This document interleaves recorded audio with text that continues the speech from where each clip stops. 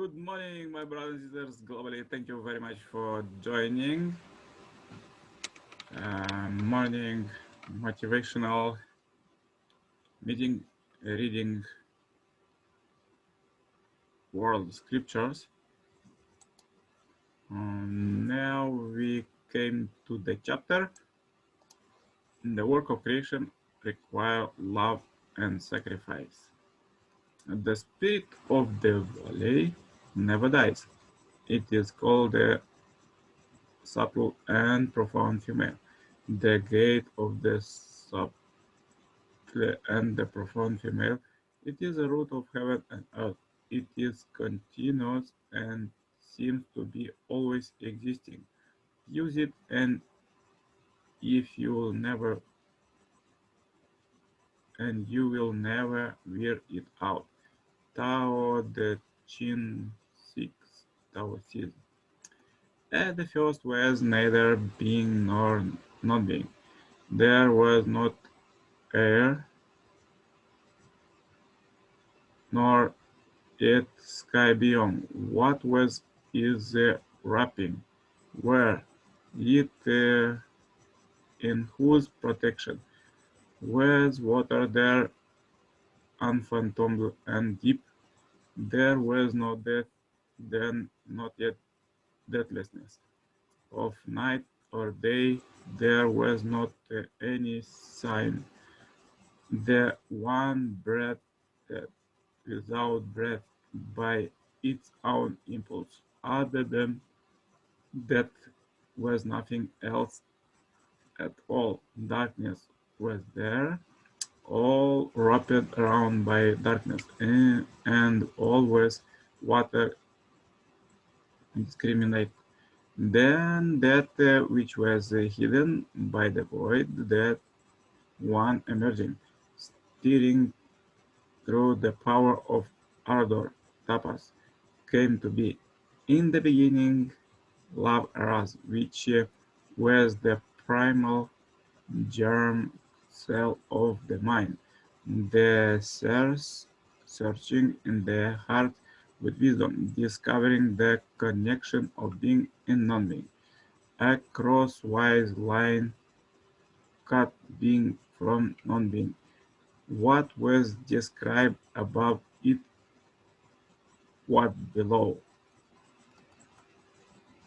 Bearers of seed there were, and mighty forces, thrust from below and forward move above.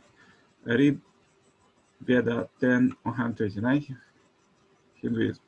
When with the Supreme Being as the offering, the God performing a sacrifice, spring was the molder, butter summer, the fuel, and the autumn the oblation. On the grass they besprinkled him, the sacrificed Supreme Being, the firstborn. With him the God sacrificed, and those sages and the sages. From the sacrifice fully offered was gathered mixed meal and butter, and the birds of the air arose, the forces, animals, and the domestic. From the sacrifice fully offered, the ring and the Saman Vedas were born. The Chandals, Alharva Veda, was born of that, and from that were born the Yagur Vedas. From that were born horses and animals with 2 rows of feet. Kind were born that, and of that were born the goat and the sheep. From his mind was born the moon, and from the eye the sun. From the mouth were Indra, Agni born, and Vayu, wind, was born from his breath. From his navel came the mid-air. From his head the sky was fashioned. From the feet the earth, and from the ear the quarters, and thus they formed the worlds. Rig Veda 10:96, 10:13, 14. Hinduism. And now is teaching of second coming Messiah, Sun Moon. God established living for the sake of others at the basic principle of creation. What does this mean? Suppose we take a volume of air where pressure is evenly distributed and created a vacuum in one place. The more the air pressure in that area approaches a vacuum, the faster the high pressure air will rotate around in the area of low pressure. Do you understand what I mean? When God has invested himself over and over again in search of his object of love, he can simply remain in his place and everything will naturally come back to him. This is also the logical basis upon which God created all creatures in entire system. Which came first, life or love? Love came first. Although our planet Earth came into being from God's life, we do not hold that life came first. Rather, we declare that love is first. Why? Although God began the creation of heaven and earth with life, the source of life and the motive for life is love. The reason life came into being is because of love. Why did God create heaven and earth? Although He is the absolute being, God cannot feel joy as long as He is alone. Although He might sense it, He cannot experience its stimulation. This is why He created God may say, I am the absolute being, the master of love and master of life. Yet, as long as he remains solitary, he cannot feel love stimulation. He cannot feel the stimulation of life, the experience that all of heaven and earth are within him. When God created each thing, he invested energy is to deplete oneself. Though God is omniscient and almighty, if he were to give out all his energy with nothing returned to him, then God would be depleted. If you engage in strenuous labor rather than eating breakfast, you quickly become hungry and tired. Why? Investing energy is a negative for the subject partner. No one likes to suffer loss all the time. Enjoyment came when the, there is a positive return of the investment. God created all things in the heaven and earth for enjoyment, nor so that he could weep or be sorrowful. Hence, something must return to God as a positive benefit. Then, when does God receive the positive benefit? This is the measure of perfection in created beings. A being can be said to have reached perfection at the point when God begin to receive a return on his investment. Isn't this the case in business? We plan to invest a certain amount, experiencing that after a certain point we will begin to realize profit. Or when we study, we think that after putting in a certain number of hours, we will be adequately prepared to pass the exam. This is true with everything. It is a universal law. When we have a desire, if we work hard and challenge our limit to reach a goal, then we can cross the finish line and receive something in return. The same is true with God. What did he expect to gain by creating human beings? In creating them, he invested his energy and consuming something of himself. God spared everything positive for our sake.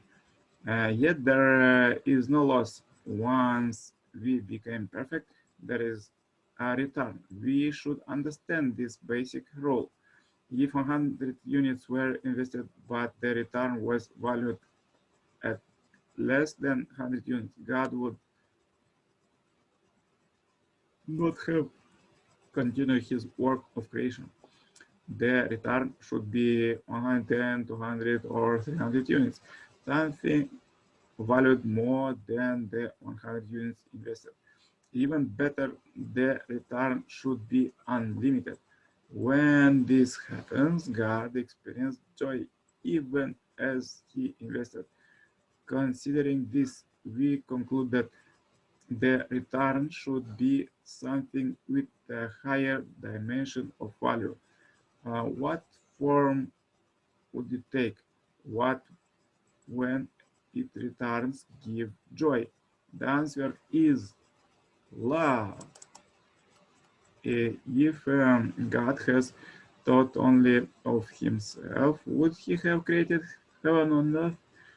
To create means to invest energy. The cherished desire of an artist is to create a masterpiece. To do this, the artist will invest all his heart and soul. He will want to reach the point where he cannot do anything more. Only by this investing himself completely can he created the perfect masterpiece. God created the universe first with absolute faith. Second, he created with absolute love, cherishing each creation as his beloved object mark. Third, God created with absolute obedience, which means that he totally emptied himself.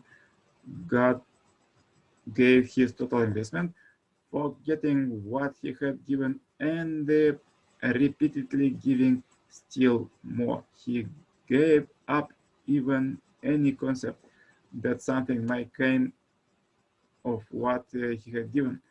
After thus emptying himself, God reached the 0 point. Since he had invested all of his absolute faith, God reached the 0 point.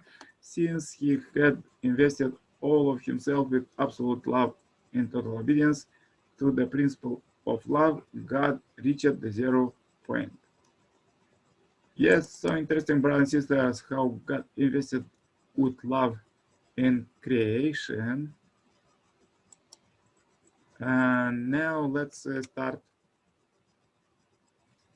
reading my book, God's Global Trends, Curious God and Childhood Time.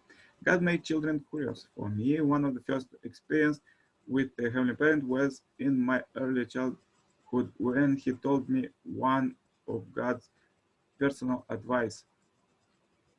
God calls to not speak bad words. Don't swear ever. So I followed this advice, and starting from that time, it really released my conscience and life completely from this. From that time when we are kids, we start to ask many questions. Does we start the path of self-perfection as we grow? How better to deal in this situation? How better to do in that situation? Many times we get instant answers, but sometimes to get the right answer and we get it, this life lesson take us the whole life. These questions help us to develop for good. Therefore, never stop questioning, since correct answer when we get it, the life lesson. Ever after several mistakes we make and we learn that life lesson lead us to perfection. Even by little steps we make great progress. In good situation or badly life situation, search for the right answer, since getting it and learning life lesson about not only lead us to the perfection, but also remain at best practice further to next generation. That is how was progressing humankind until now. Always listen to your internal voice. Test everything. Try many times for perfecting a best practice in life. Moreover, teach your kids about God to build their personal relationship with Him now from young age. To not pray all your life for their mistakes after. Yes, brothers and sisters, this is the message for today. It was very nice to meet you, and please practice this. Please see how God's love works in your life. Uh, as World Scriptures teach us that God invests 100% and thousand all His might to creating human beings, and He gives us His love all day, 24 hours, non-stop. So let's feel it, and let's also um, question what is this, what is that, how to do it better in our life, and how we could practice it better and develop better. And as an investment, if we invest this, if we do this, what will do, and what we'll have at the end. And God will help us if we envision it and if we plan it the best what we want to do today, this week, and next year, and all remaining life for goodness and for love, because goal of the life is love. Yes, that's all for today, brother and sister. Please contact me to participate in this kind of morning meeting live. There is more interesting to do, and I wish you a great day today. Have a great blessed day. All the best. Make morning exercise. See you tomorrow.